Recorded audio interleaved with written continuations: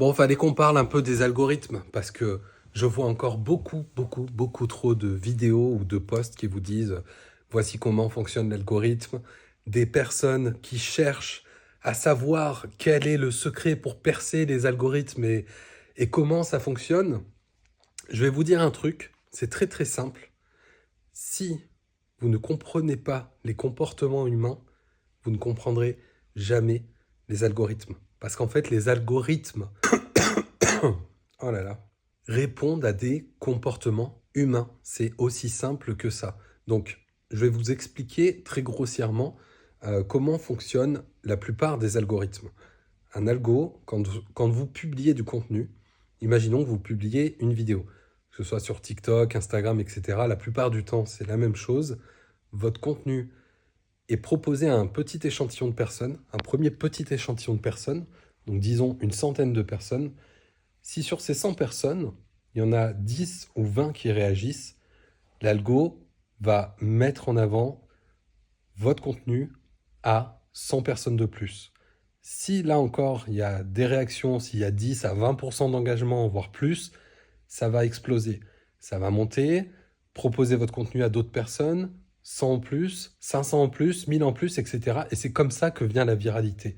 Donc, effectivement, il y a des choses à savoir. C'est comme par exemple, je pense au dwell time, le taux de rétention. C'est-à-dire que plus votre contenu va être, comment dire, va être regardé. Si je reprends l'exemple d'une vidéo, plus la vidéo va être regardée, plus elle va être mise en avant. Plus elle va être regardée par beaucoup de personnes, plus elle va être mise en avant.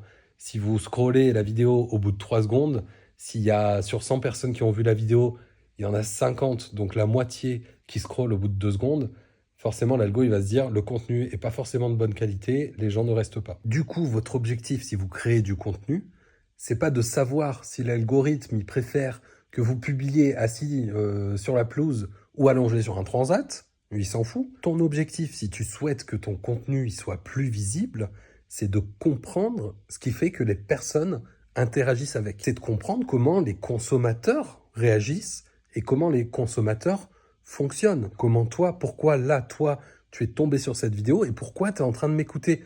Peut-être que c'est parce que le titre, il t'a interpellé, la miniature t'a interpellé. Tu es encore en train de m'écouter parce que tu trouves peut-être ça intéressant. Si c'est pas le cas, je t'invite à quitter la vidéo tout de suite. Ce serait trop bête pour toi de perdre autant de temps. Bref, si tu penses que la décision finale appartient à l'algorithme, tu te trompes royalement. Les seules personnes qui peuvent propulser ton contenu, c'est simple, c'est ton audience.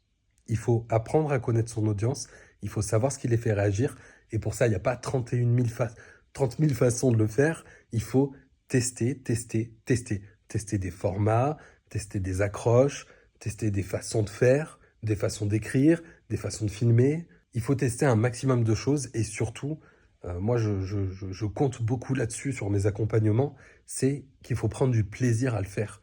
Si ça vous embête, alors forcément, qui, euh, qui a apprécié faire quelque chose qu'il ne savait pas faire?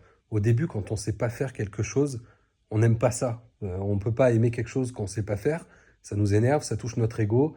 Donc au début, ne pas aimer faire quelque chose, c'est normal. Et le plus important, c'est de le faire et de se lancer.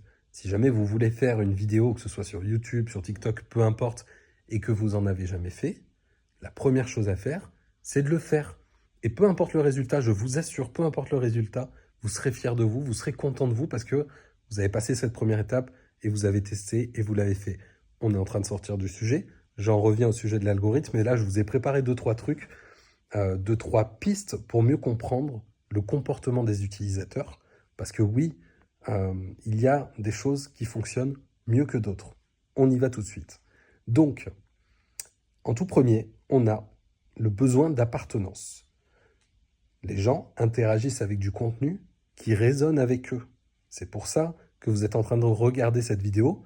Peut-être que vous êtes en train de vous dire « Tiens, c'est pas bête ce qu'il dit sur les algorithmes, on va l'écouter. » Il faut essayer de toucher une corde sensible, que ce soit à travers un problème, une aspiration, un rêve. Les gens seront plus enclins à réagir, à commenter et à partager si c'est quelque chose qui les touche, si c'est quelque chose dans lequel ils se sentent concernés, forcément. Ensuite, on a l'émotion. L'émotion avant tout, pensez émotion dans votre contenu. Le contenu qui génère une émotion forte, qu'elle soit positive ou négative, c'est quelque chose qui provoque toujours plus d'engagement. Là, j'avais noté que ce soit de l'humour, de l'inspiration ou même de la frustration, l'émotion pousse à l'action et en plus, ça rime. Ensuite, on a la valeur perçue. Plus un utilisateur perçoit son contenu comme... Non, pardon. Plus un utilisateur perçoit ton contenu comme utile ou pertinent, plus il aura tendance à réagir. Et oui, donc que ce soit une astuce, une solution à un problème ou une simple réflexion qui pousse à réfléchir, la valeur ajoutée de ton contenu est déterminante. Alors ensuite, on a le storytelling.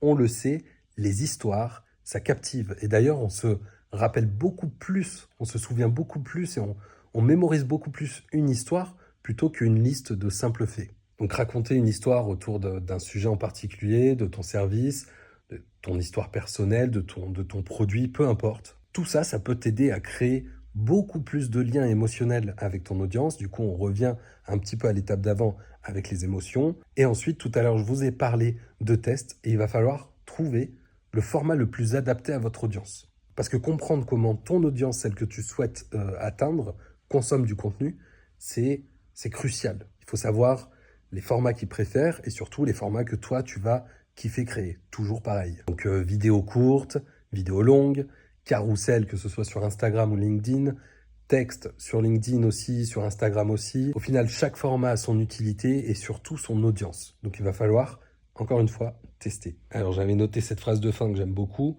En résumé, avant de chercher à optimiser pour l'algorithme, cherche à optimiser pour l'humain.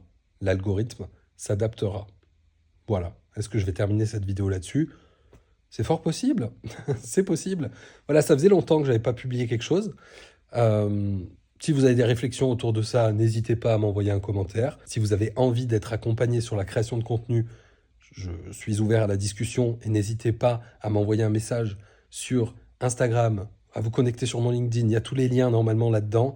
Je propose des accompagnements et des coachings autour de la création de contenu dans le but d'aller chercher vos clients, ou en tout cas que vos clients viennent vers vous sans même les prospecter. Parce que moi, j'aime pas la prospection et la création de contenu, pour ça, c'est magique. Je vous dis salut et à la prochaine.